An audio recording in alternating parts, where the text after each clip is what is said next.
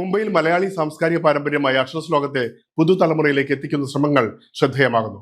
ബോംബെ കേരളീയ സമാജത്തിന്റെ ആഭിമുഖ്യത്തിൽ നടന്ന വാർഷിക അക്ഷരശ്ലോക സദസ്സും മത്സരവും ഇത്തവണ മറ്റൊരു പ്രത്യേകത കൊണ്ടും ശ്രദ്ധ നേടി. മറാഠി കവിയുടെ സാന്നിധ്യവും പങ്കാളിത്തവുമാണ് പരിപാടിയെ വ്യത്യസ്തമാക്കിയത്. ബോംബെ കേരളീയ സമാജത്തിന്റെ വാർഷിക പരിപാടിയായ അക്ഷരശ്ലോക സദസ്സും മത്സരവും സമാജത്തിന്റെ കേരള ഭവനിൽ നടന്നു.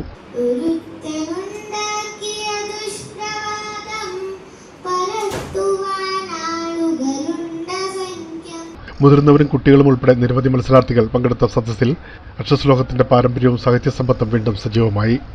ശാന്താകാരം ഭുജഗശയനം പദ്മനാഭം സുരേശം വിശ്വാധാരം ഗഗനസദൃശം മേഘവർണം ശുഭാംഗം.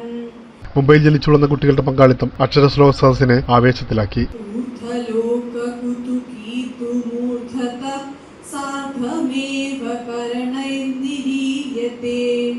ശരണ്യ കൃഷ്ണകുമാറിന്റെ ശിക്ഷണത്തിൽ അക്ഷരശ്ലോകം അഭ്യസിക്കുന്ന 10 കുട്ടികളും ഇത്തവണ സദസ്സിൽ പങ്കെടുത്തു.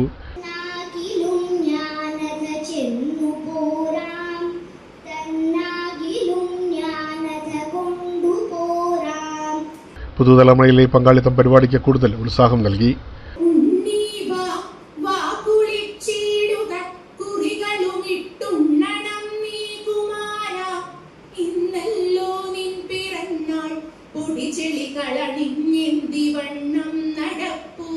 മുംബൈയിലെ മുതിർന്ന അക്ഷരശ്ലോകാചാര്യനായ നാരായണൻകുട്ടി വാര്യരെ പൊന്നാടയും ഫലകവും നൽകി ആദരിച്ചു.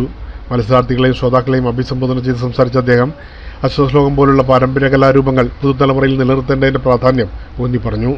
മലയാളി പാരമ്പര്യവും സാഹിത്യ സമ്പത്തും പുതിയ തലമുറയിലേക്ക് കൈമാറുന്ന വേദിയായി ബോംബെ കേരളീയ സമാജത്തിന്റെ അക്ഷരശ്ലോക സദസ്സ് വീണ്ടും ശ്രദ്ധ നേടി.